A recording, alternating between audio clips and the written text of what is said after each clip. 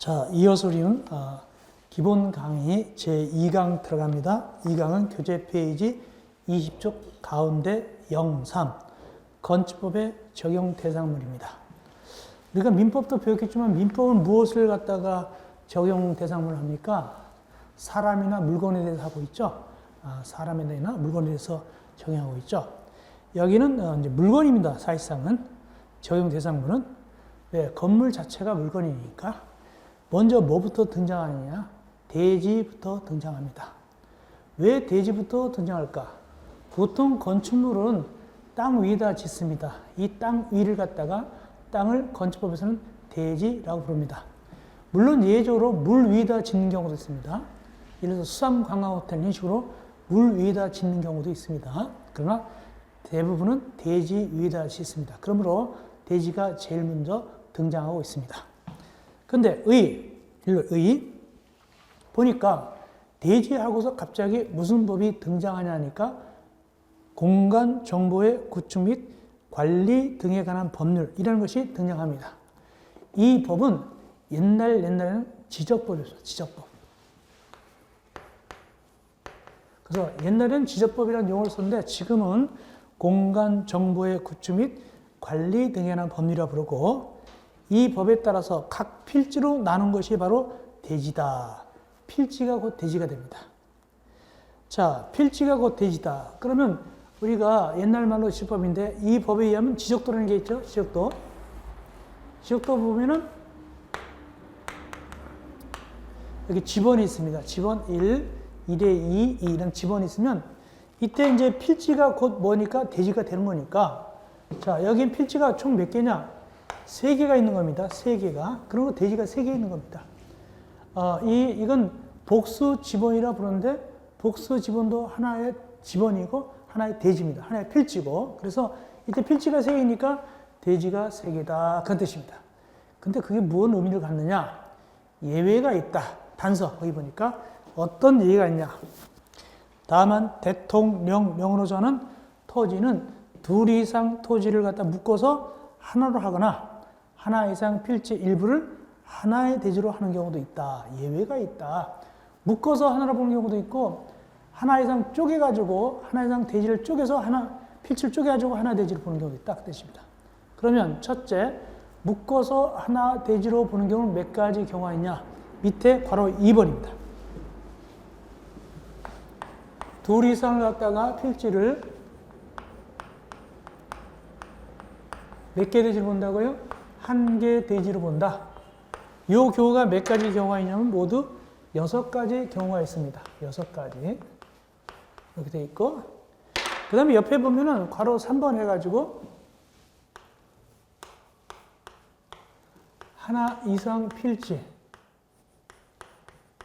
일부를 갖다가 하나 이상 필지 일부를 1개 대지로 보는 경우도 있어요. 이건 몇 가지 경우가 있냐? 이것은 5가지 경우가 있게 됩니다.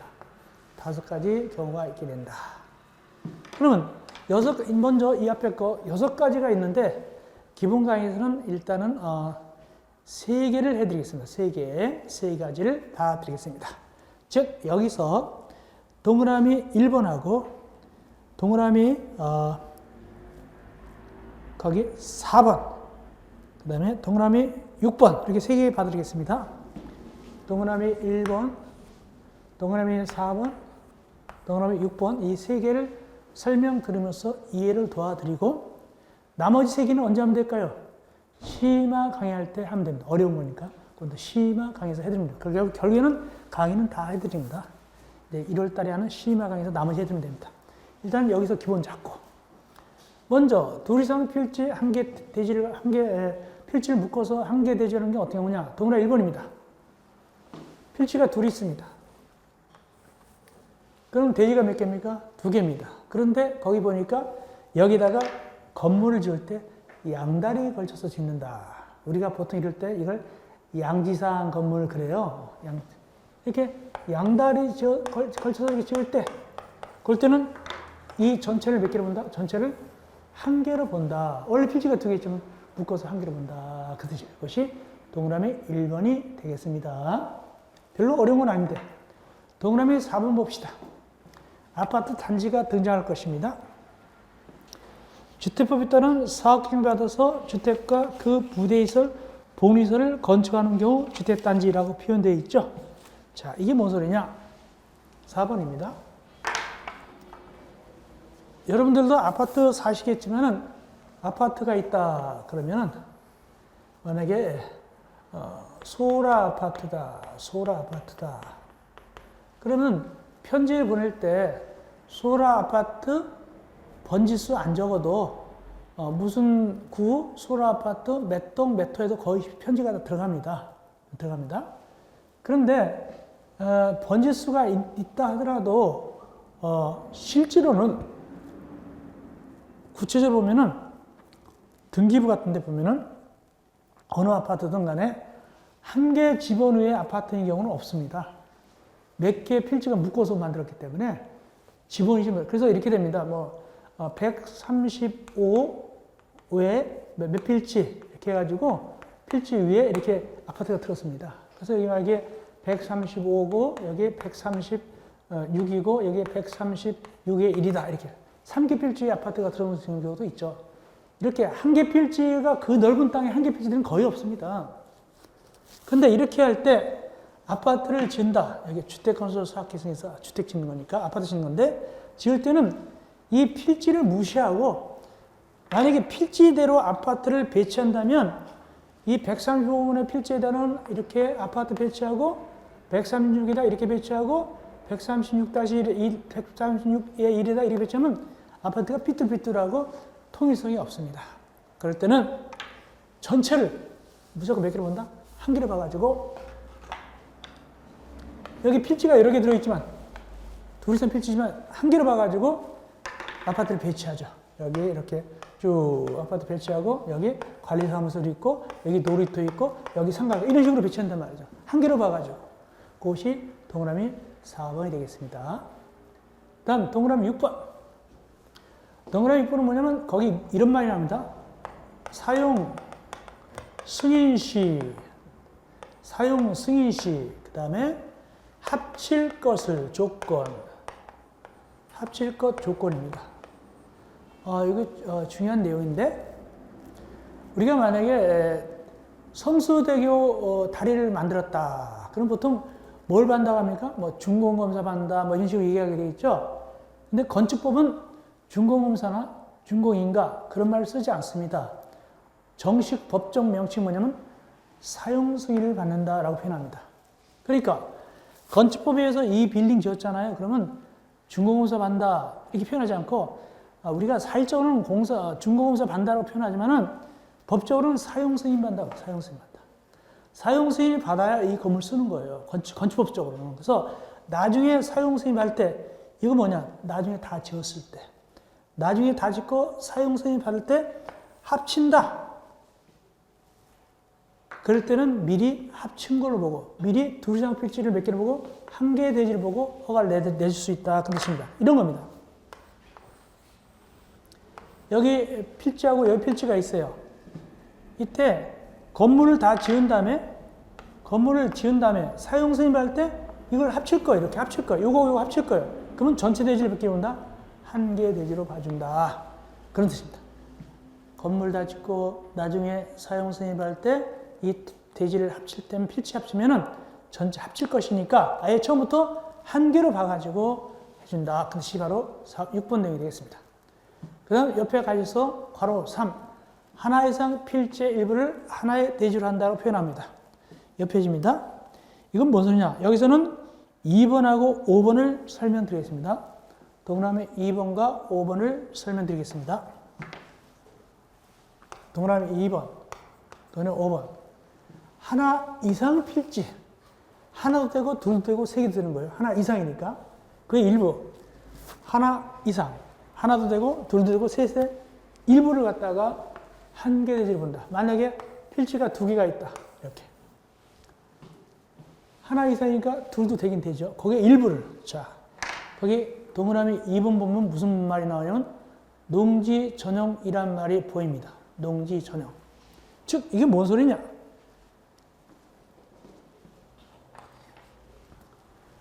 여기에 만약에 농지가 있었다.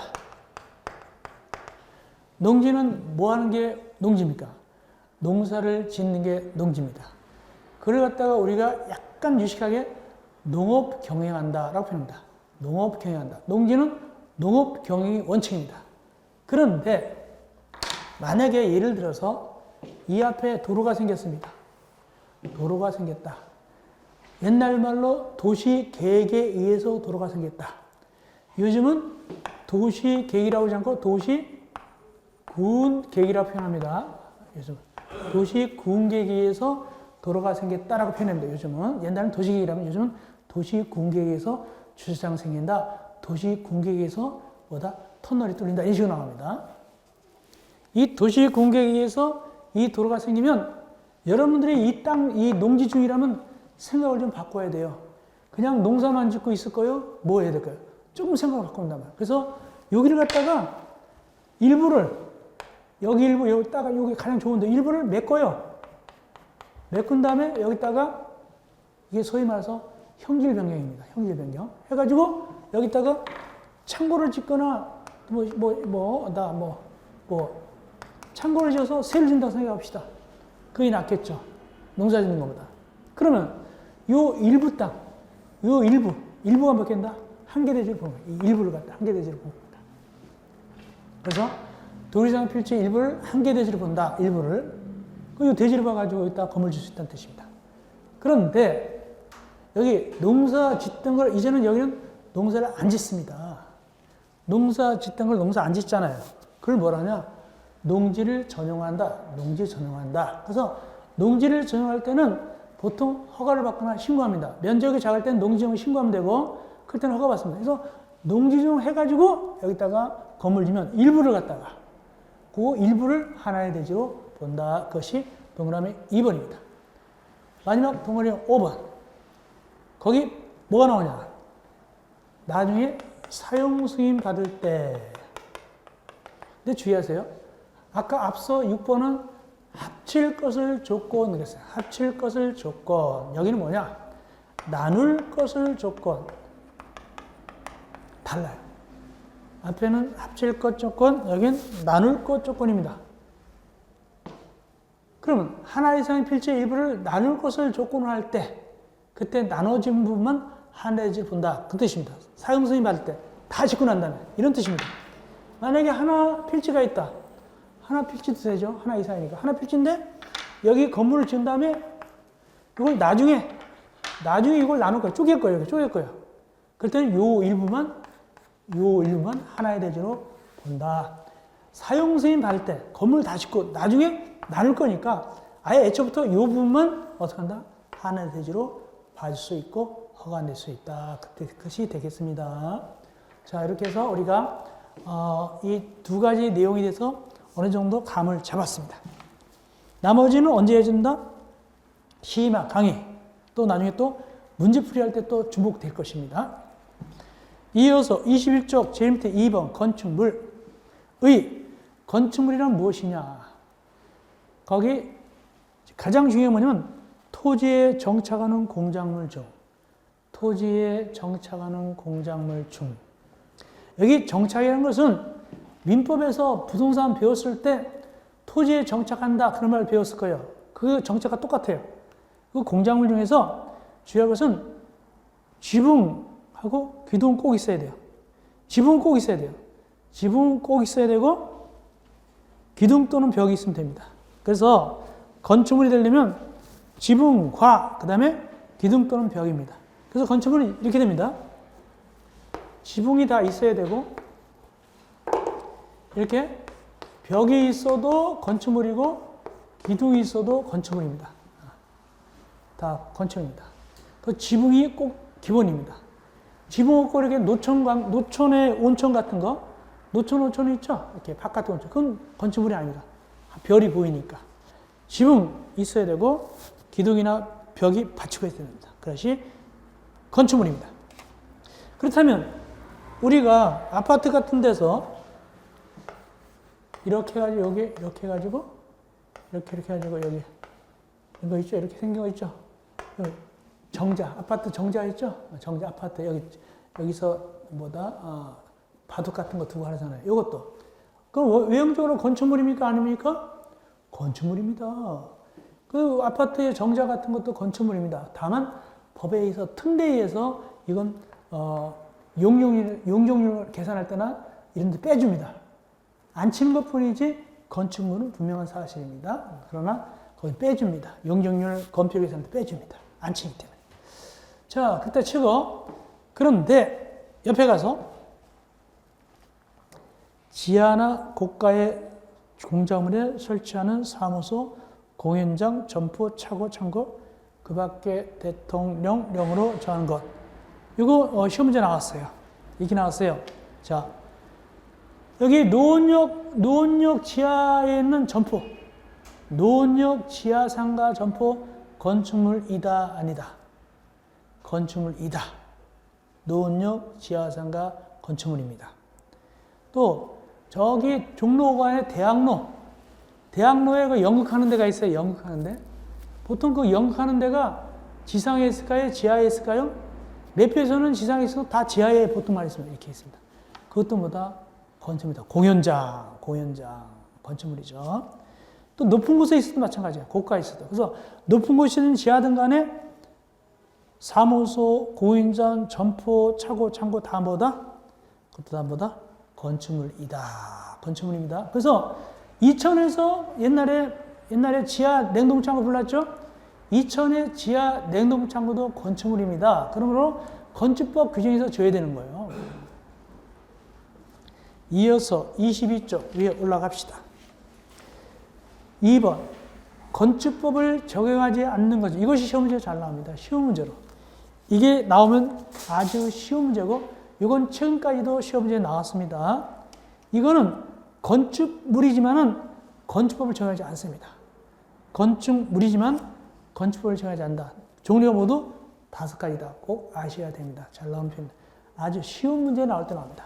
첫째, 문화재보호법상 지정문화재나 임시지정문화재. 지정문화재나 임시지정문화재는 건축물은 맞지만 건축을 정하지 않습니다. 만약에 예를 들어서 어느 큰 절에 오래된 절에 고찰이다. 대웅전이다. 보통 대웅전은 다 뭐죠? 문화재로 되어 있겠죠? 근데 그걸 갖다가 건축법 적용하면 건축법상 안 맞습니다. 창문도 없죠. 주차장도 없죠. 안 맞을 거 아닙니까? 적용하지 않습니다. 문화재 같은 거 적용하지 않고. 두 번째, 2번. 철도 또는 궤도의 선로 부지 안에 있는 다음 시설. 즉, 안전을 위해서 기역, 니은, 디귿, 리을은 건축법을 적용하지 않습니다. 플랫폼 같은 거. 거기 해당 철도, 궤도, 사업용, 급수, 급당, 급유시설. 또 니은. 철도 선로 위나 아래를 가로지는 보행시설.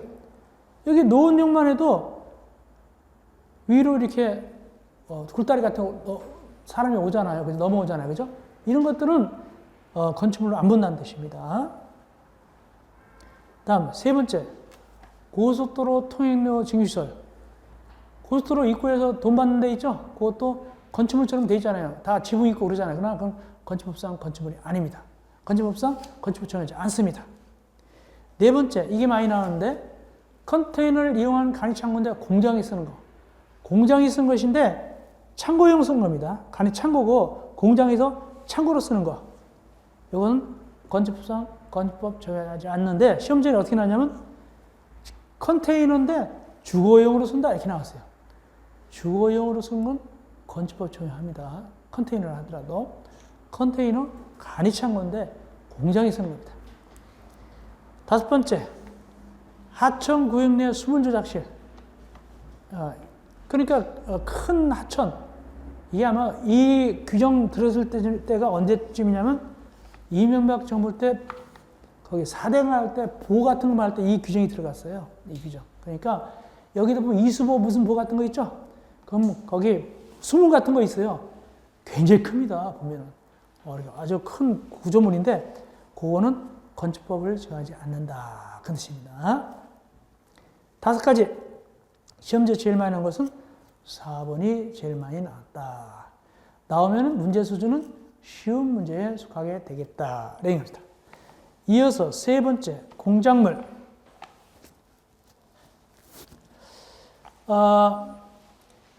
신고 대상 공작물. 공작물은 뭔데? 공작물부터 일단 봅시다. 공작물은 옹벽, 무너지지 말라고 쌓는 거 옹벽, 굴뚝, 광고탑, 고가, 수조, 물탱크예요, 물탱크. 그다음에 지하, 대피호, 이런 것들이 공작물인데, 신고하는데 무조건 신고하는 것이 아니라 밑에 해당할 때 신고한다. 무조건 신고하는 것이 아니라 밑에 높이가 맞아야 신고한다. 높이가 맞아 신고한다. 근데 누구한테 신고하느냐?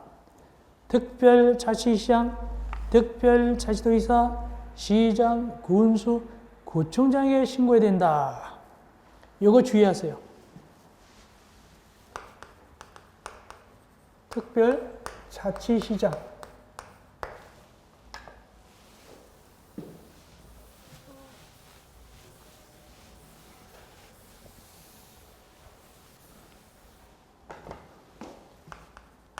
특별자치도지사 또는 시장, 군수, 구청장 이렇게 되죠. 특별자치시장, 특별자치도지사 또는 시장, 군수, 구청장 굉장히 중요합니다. 왜냐? 건축법에서는 주로 얘네들이 다 휘졌습니다. 얘네들이 다 합니다. 얘네들이. 그래서 건축법 나올 때 거의 8, 90%가 얘네들이 다 등장합니다. 얘네들이. 그래서 만약에 건축가 누구한테 받습니까? 그러면 얘네들한테 받는 거예요. 누가 건축물 대장 관리합니까? 얘네들이 하는 거예요. 거의 다 얘네들이 하는 거예요. 그리고 공작물 신고 누가 합니까? 얘네들이 하는 거예요. 그래서 8, 90%가 얘네들입니다. 그래서 강의할 때는 얘네들 갖다가 그분들이라고 그러겠습니다. 그분들. 그냥 강의할 때 편하게 그분들한테 신고한다. 근데 만약에 주관식 나오는데 그분들을 그렇게 쓰면 안 되죠. 뭐라고 한다? 특별자치시장 이렇게 써야 된단 말이죠. 그분들이 거의 8, 90%입니다. 그래서 건축법에서 잘 모르면 그분들 그럼 80%는 맞는 거예요. 사실상 모르면. 그러면 제일 먼저 특별자치시장 누구냐? 지난번에 얘기한 것 같은데 세종시를 얘기한다. 세종시 특별자치시장. 두 번째 특별자치도지사 누구냐? 제주도 얘기한다. 제주도. 세 번째 시장, 군수, 구청장 마찬가지죠. 시장, 군수, 구청장. 그냥 시장, 군수, 구청장이 되겠습니다. 자, 그 다음에 그래서 신고를 하는데 어떨 때 신고하느냐? 밑에 해당할 때. 밑에 해당할 때 신고한다. 이 중에서 중요한 거 거기 다른 건 다 넘는데 특별히 뭐만 거기 나오냐 하니까 거기 8번. 8번은 높이 8m 넘는이 아니라 8m 이하예요. 이하. 높이 8m 이하예요. 다른 거는 2m 넘는다, 4m 넘는다, 막 넘는다로 나오는데 요 8번만은 8m 이하라 나와요. 이하. 그거 주의하세요. 8m 가르고 위험 방지하기 위한 난간 높이는 취한다. 이하의 이하 높이가 넘는 게 아니라 기계시 주차장, 철골 조립 주차장로서 외벽이 없는 거 이렇게 나가죠. 요거 이하다라는 걸 아시면 되겠고 이 11가지가 바로 신고 대상이 되는 거예요. 만약에 1번 굴뚝 봅시다. 굴뚝 5m짜리 굴뚝을 올려요. 5m짜리 굴뚝이다. 신고할까요? 안 할까요? 안 한다. 6m 넘어야 되니까. 그렇다면 8m짜리 굴뚝을 짓는다. 신고할까요? 신고한다. 이렇게 이해하면 되는 거예요. 그런 식으로. 실제로 외우는 건 우리가 시마 강에서 외우는 걸 할 겁니다. 이렇게 하시면 됩니다. 어쨌든 누구한테 신고한다? 그분들에게 신고한다라고 얘기하고 그분들은 강의할 때 부르는 것이지 답을 쓸 때는 특별자치시장, 특별자치도지사 이런 식으로 나가야 됩니다. 다음 몰라. 신고 절차는 필요 없고, 그 다음에 23쪽 위에 4번 건축 설비. 건축 설비라는 게 뭐냐? 되게 많아요. 거기. 전기 전화는 연합됐던 것이고, 초고속 정보통신 설비. 인터넷 얘기하죠? 인터넷 같은 거. 우리 어렸을 때는 이걸 상상도 못했습니다. 인터넷을 상상도 못했습니다. 제가 초등학교 다닐 때는 미래의 세계 그래가지고 미국에 있는 사람하고 전화도 한다고 그랬어요. 전화도. 미국에 있는 사람 전화 넣어서 안 믿었어요. 어떻게 미국에 있는 사람 전화하냐. 근데 지금 미국에 있는 사람은 보면서 전화해, 보면서. 그만큼 세상이 발달했죠. 미래 세계를 들어서. 어쨌든 그렇습니다. 그것도 공짜로 전화할 때도 있죠. 그 다음에 어쨌든 이런 시설들이 다 건설비다. 거기 보면 굴뚝도 건설비들하고 승강기, 피레침도 건설비 들어가네요. 국기 계양대 같은 거, 공동시청 안테나, 유선방송 수시설. 공동시청 안테나, 유선방송 수시설은 보통 이제 아파트 같은 데 많이 있죠. 등등등이 바로 건축설비다를 보시면 되겠습니다. 이어서 공사, 적용 대상 행위. 1번 건축. 매우 매우 중요합니다. 아주 중요합니다. 우리가 건축법 배우죠? 건축법 배우니까 건축이 중요한 거 아니겠습니까? 아주 중요하다. 자, 공사, 적용 대상 행위 23쪽 보겠습니다. 적용 대상 행위. 지금까지 물건 받고, 지금까지 물건에 대해서 얘기했고, 이제 대상 행위입니다. 이 적용 대상 행위는 반드시 한 문제 이상 나옵니다. 반드시 한 문제 이상 나오는데, 적용 대상 행위는 뭐뭐가 여기 등장하느냐? 주로 세 가지를 중요하게 여깁니다. 그 세 가지가 무엇이냐? 첫째, 건축입니다. 두 번째, 대수선입니다. 세 번째, 용도 변경입니다.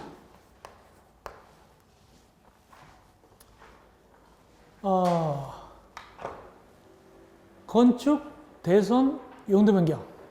주의할 것은 이 건축 속에 대선이 들어가는 게 아닙니다. 건축은 건축이요, 대선은 대선이요, 용도 변경은 용도 변경입니다. 별도로 다루는 것입니다. 그러므로 건축의 개념 속에 대선이 들어가는 거 아니고 따로다. 그럼 건축은 뭐가 들어가냐?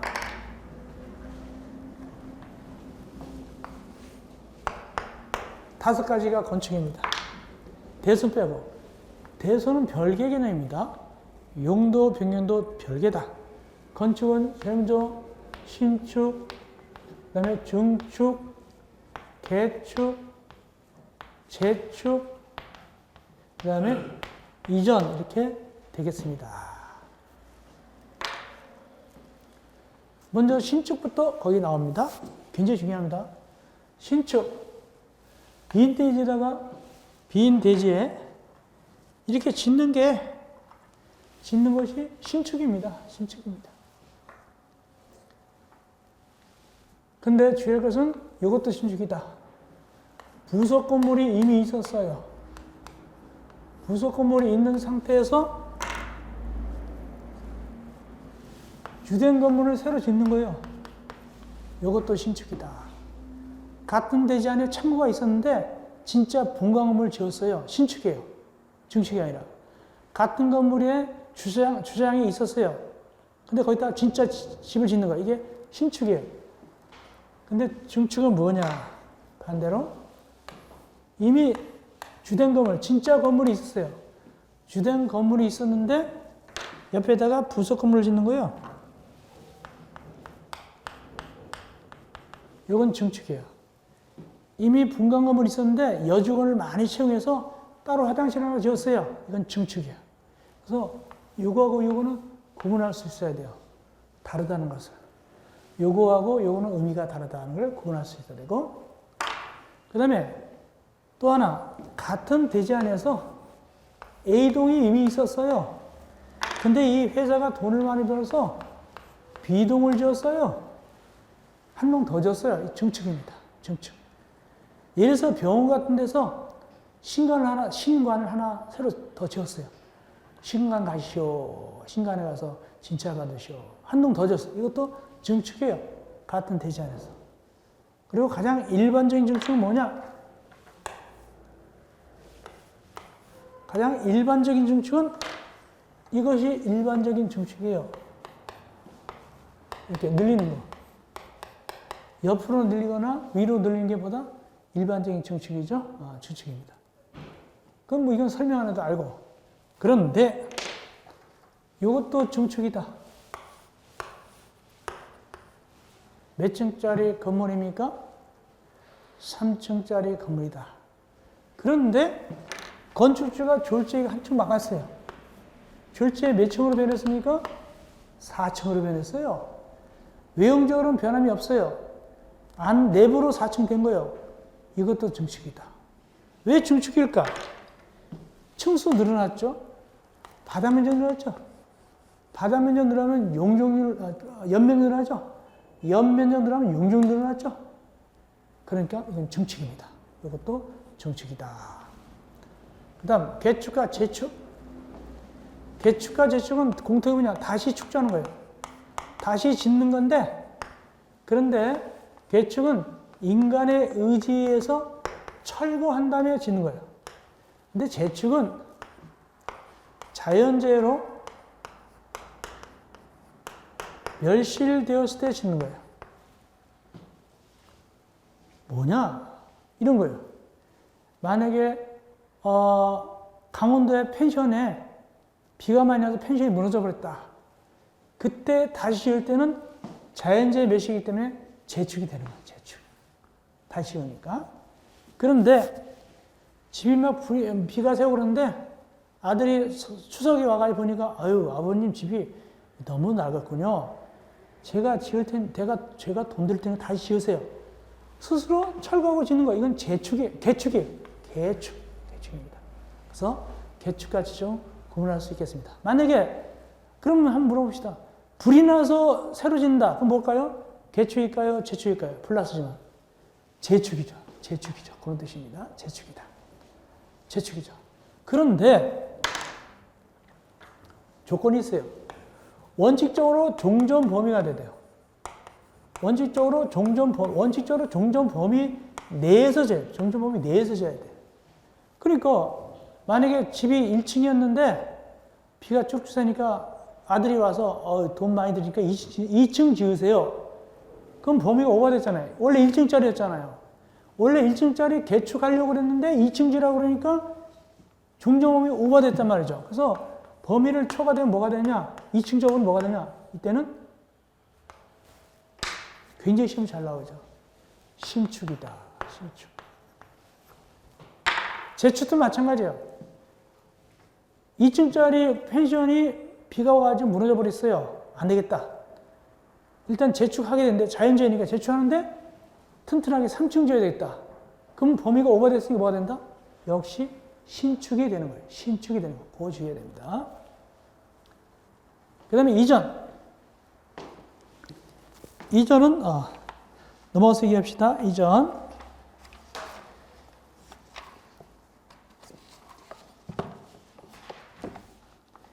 (24쪽) 위에 가로 5번 이전입니다.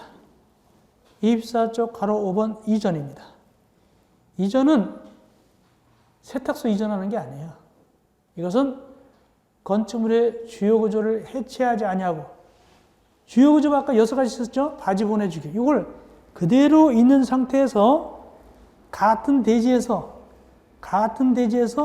위치만 옮기는 거예요. 그러므로 이전은 이 건물이 이렇게 하는 게 이전이에요. 다른 데 가는 게 아니에요. 그냥 같은 건물이 주요 구조 골격 그대로 유지하면서 위치만 옮기는 게 이전이에요. 다른 데 이사 가는 게 아니에요. 그 이전 주의하세요. 그래서 5번의 이전은 말장난문제가 잘 나와요. 건축물의 주요 구조부를 해체하지 아니하고, 살짝 해체하고 틀려요. 해체하지 아니하고입니다. 두 번째, 다른 대지로 안 해요. 다른 대지가 아니라 같은 대지예요. 같은 대지로. 그건 뭐만 옮기는 거예요? 위치만 옮기는 것이다. 라고 위치만 옮기는 거. 이렇게 하셔야 됩니다. 이전. 말자는 문제 5번 이전하셔야 되겠습니다. 그럼 실제로 이 빌딩, 이 건물을 이전할 수 있겠느냐? 우리 이 강의실 건물은 거의 못하죠. 어떻게 건물을 갖다 이렇게 밀어가지고 하겠어요? 보통은 목조 건물 같은 거 밀어가지고 이렇게 옮기는 경우가 있습니다. 위치만 그런 경우가 있습니다. 이어서 두 번째 대수선.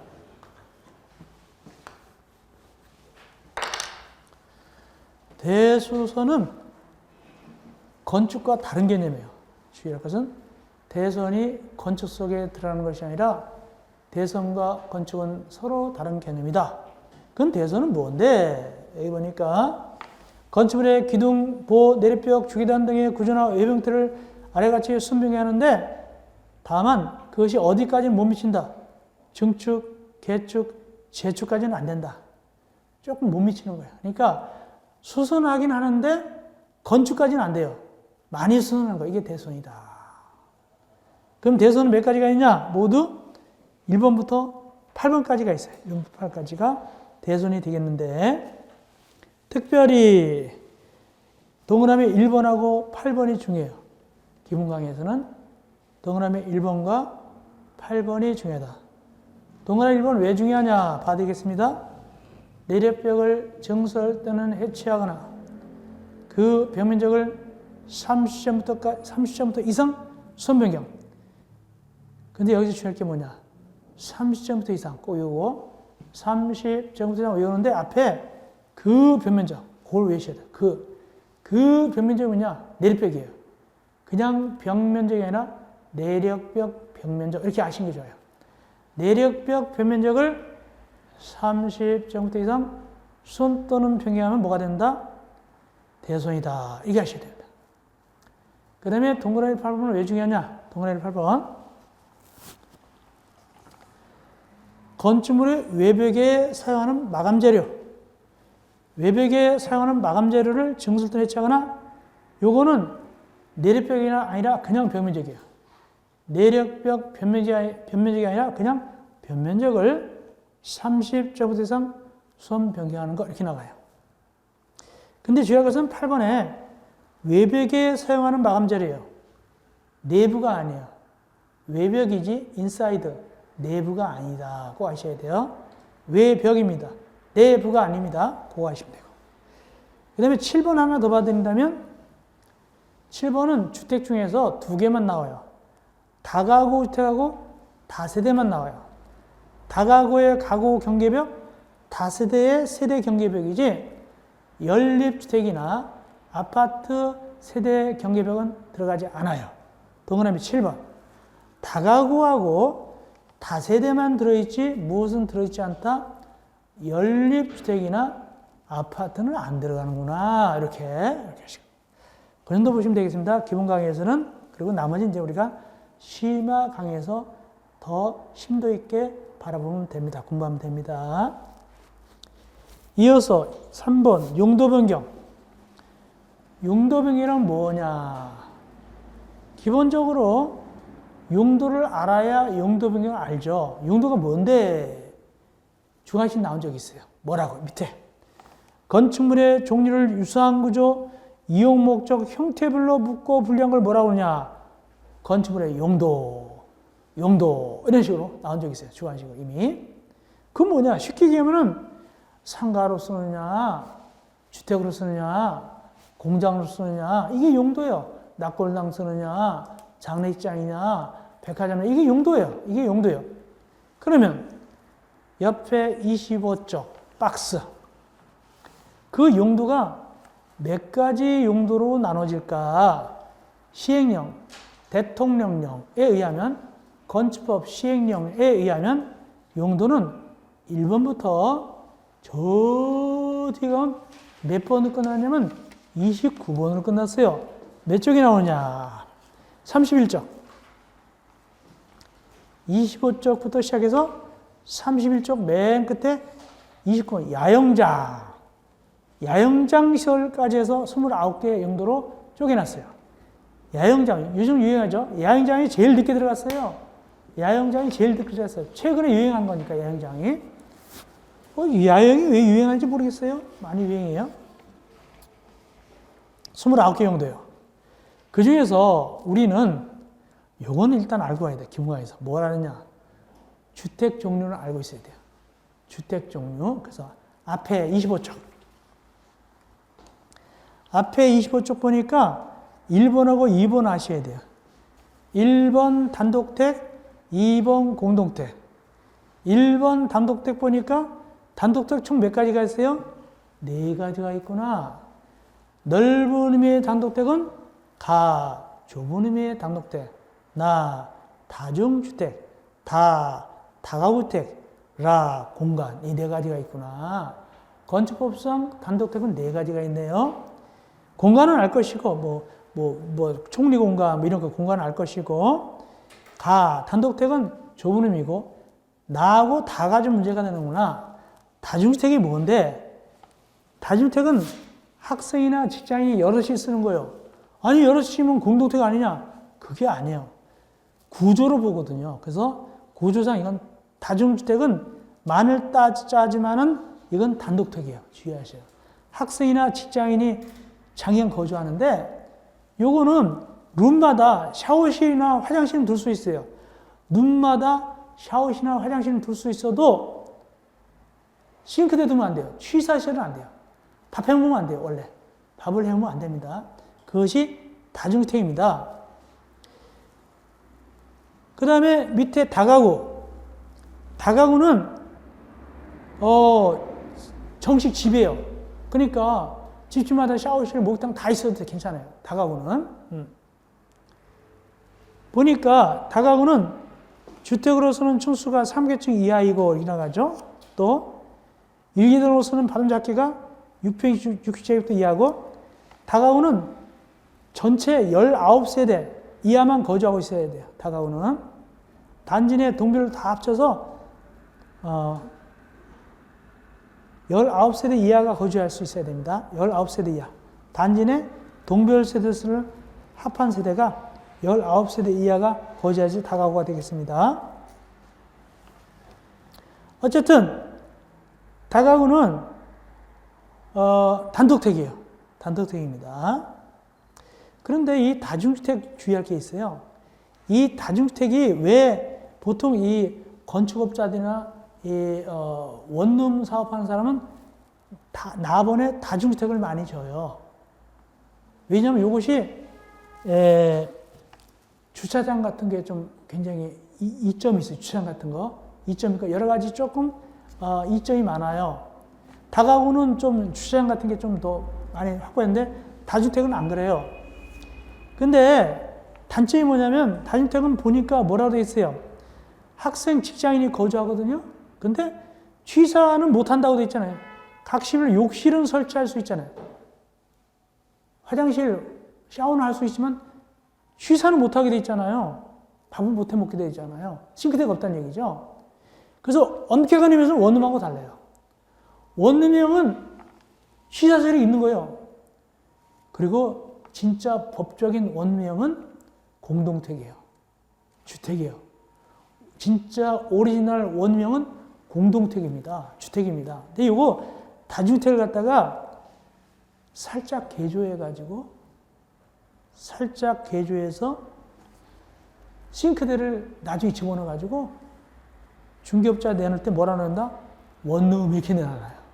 그러면 보통 사람들은 들어가면 원룸처럼 생겼잖아요. 원룸인 줄 알아요. 근데 나중에 알고 보면 그게 원룸이 아니라 뭐다? 다중주택이에요. 다중주택입니다. 보통 다중주택 많이 짓습니다. 진짜 원룸은 공동택이에요. 공동택 진짜 원룸. 그래서 원룸도 사이비 원룸이 있어요. 사이비 원룸. 예. 그런다 하시면 되겠고 밑에 공동택. 이 공동택은 구조상 복도, 계단 여럿이 공동 쓰는 거예요. 이게 공동택인데 자기 집은 따로따로 쓰는 거죠. 그럼 자기 집을 공동 쓰지는 않죠. 자기는 자기만 쓰는 것인데 이 공동택은 몇 가지가 있냐? 4개가 있어요.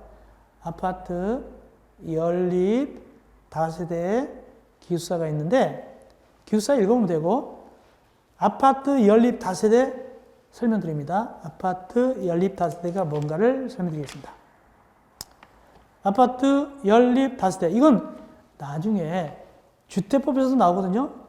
주택법에서도 나오기 때문에 그때는 설명 안 드려요. 지금 여기 설명드리고 아파트가 뭐고 연립이 뭐고 다세대만 걸 상세하게 설명드리겠습니다. 상세하게 법적 정의를 말씀드립니다. 첫째, 아파트 층수가 5층 이상이 돼야 돼요. 근데 층수가 5개층 이상이 돼야 되는데 5개층이라서 5개층 이상만 이라서 무조건 아파트 되는 거 아니에요. 주택으로 쓰는 층수가. 주택으로 쓰는 층수가예요. 그것이 중요한 거예요. 이런 거예요. 여기는 상가가 있어요. 상가가 여기에 2개층 쓰고, 2개층 쓰고, 여기 4개층을 갖다가 주택 쓰는 거예요. 그럼 우리 옛날에 이걸 뭐라고 하면 보통, 뭐라고 그러죠? 상가주택 그러잖아요. 상가주택. 상가아파트 이렇게. 상가아파트 이렇게 부른단 말이죠. 상가주택이나 상가아파트 부르는데, 상가아파트가 아니죠. 엄밀하면 상가아파트가 아니에요. 4층밖에 안 되니까. 5층 이상 돼야 돼. 그럼 이거 뭐냐? 이건 연립이나 다세대가 되는 거야. 연립이나 다세대입니다. 연립이나 다세대가 되는 거야. 아파트는 주택으로 쓰는 것이 몇 개층 이상이니까? 5개층 이상이니까. 그렇다면, 주의하세요. 아파트에 대해서 좀 더 현실적으로 접근하면은, 한 동이 12세대, 12집.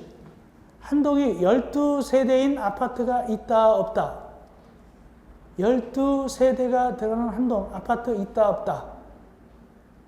12세대. 아파트. 있습니다. 아파트 12세대 들어가는 한 동도 아파트예요. 왜냐?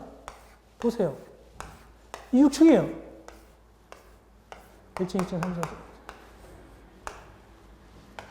이게 아파트가 아니라 뭐라 부를 거예요? 이게 단독입니까? 연립입니까? 다세대입니까? 아파트예요. 왜? 주택으로 쓰는 게 5개층 이상이니까 6개층이니까 아파트가 되는 거예요. 12세대도 아파트가 있어요. 층수가 6개층 이상이에요. 주택 쓰는 거죠. 이게 아파트입니다. 물론 여기다 이제 여기다 이렇게 엘리베이터 설치하겠죠? 사실상 12세대에 들어가는 아파트는 중대형 아파트를 만들겠죠? 고급으로, 그죠? 6층짜리 이렇게. 보통 서민들 6층짜리 만들겠어요? 20층 이렇게 올리죠. 돈 남기려고. 그게 됩니다. 어떤 이론적으로는 6개층도 됩니다. 12세대도 됩니다. 그 아파트는 주택 쓰는 층수가 5개층 이상이다. 알려드리고. 두 번째, 연립과 다세대. 연립과 다세대는 주택 한 개동의 받음잡기가 6평, 주택으로 쓰는 1개동의 받음잡기가 6평이 초과하고 층수가 4개층 이하다. 이거 작년에 나왔어요. 이게 2020년 나왔어요. 시험제. 뭐 나왔냐면 주관식으로 660 정도가 나왔어요. 대개식이나인가 이거. 이번에 2020년도에 주관식 660 정도 거. 그래서 연립과 다세대 설명 들어갑니다. 연립과 다세대.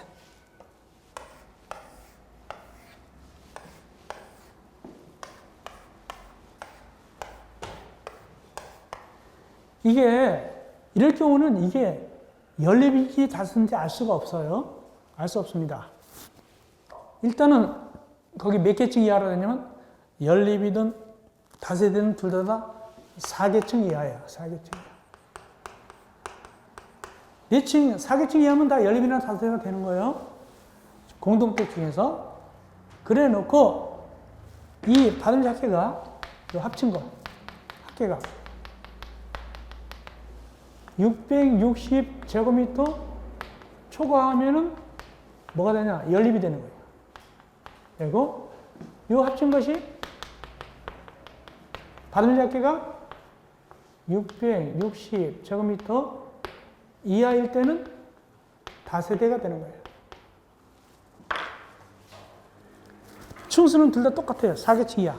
그래서 연립하고 다세대는 층수로 구분 못해요. 뭐로 구분하냐? 덩치로 구분해요. 덩치. 660 초과하면 연립이고 660 이하면 다세대가 되는 거야. 그래서 여기 660 초과, 660제곱미터 이하 나옵니다. 연립과 다세대. 둘 다 4개층 이하다가 나오죠. 원칙적으로. 그런데 괄호 열고 이상한 말이 보이죠? 2개 이상의 동을 지하 주차장으로 연결하는 경우는 각각의 동으로 본다 라고 나오죠? 이거 연립 다세대 설명드리겠습니다. 만약에 여기가 다세대였어요. 여기가 600제곱미터였어요. 여기 B동이 다세대예요. 여기 500제곱미터예요. 근데 지하 주장을 공동 쓰는 거예요. 지하 주장을 공동으로 쓴다. 지하 주장을 공동으로 씁니다. 자, 여기다가 이렇게 공동 쓰는 거예요. 그럴 때는 이거 합치면 어떻게 되죠? 공동 쓰면 이거 합치면 얼마죠? 1100이죠? 1100이면은 다 합쳐서 보면은 뭐가 된다? 연립이 되겠죠? 연립. 왜? 합쳤으니까 1100이니까 600이 초반이고 연립인데 각각 보면 다세대죠? 이때 공동으로 지하주장 쓸 때 합쳐서 계산한다? 각각으로 본다? 각각으로 본다. 각각. 그냥 다세대다. 다세대다. 그 뜻입니다. 그리고 높아진 말씀드리면 660이 뭐냐? 왜 660이냐? 500이면 500이고 1000이면 1000이지. 한 평은 약 얼마? 3.3 제곱미터이기 때문에 660제곱미터는 약 200평.